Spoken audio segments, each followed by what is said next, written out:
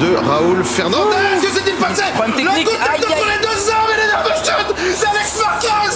C'est... Oh non, Fabio Di Gianantonio qui est touché aussi. Là, le drapeau rouge va être sorti.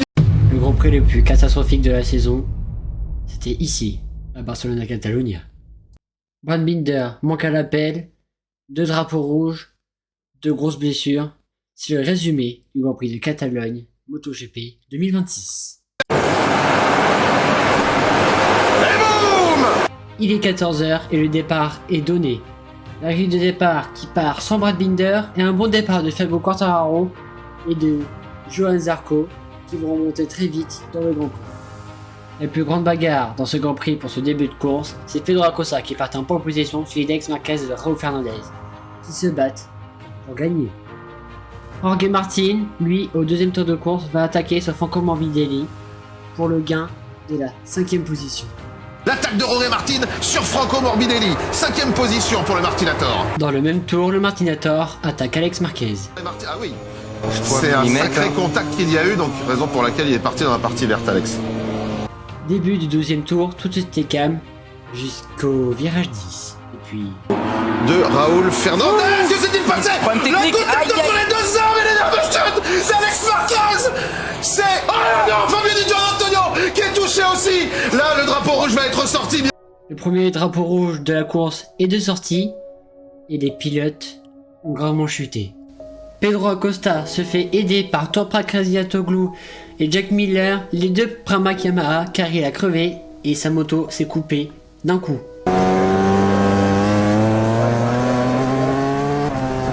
Ouais, c'est ça. Oui, d'accord.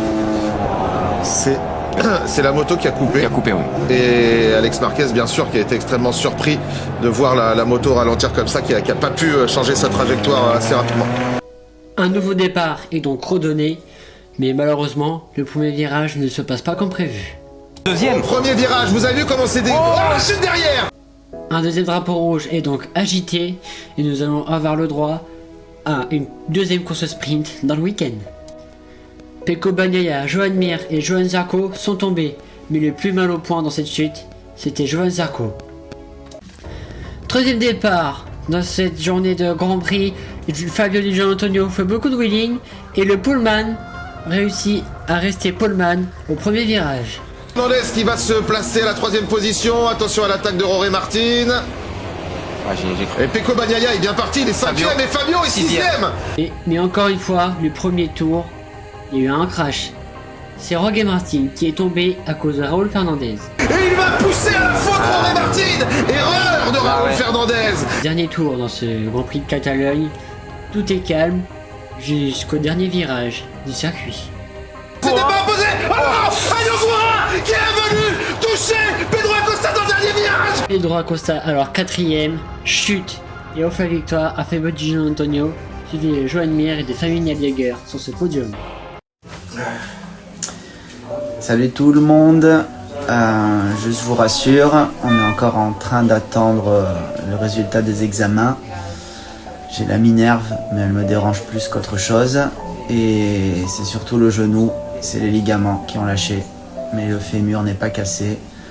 Petite fracture en bas du péroné, extérieur cheville gauche.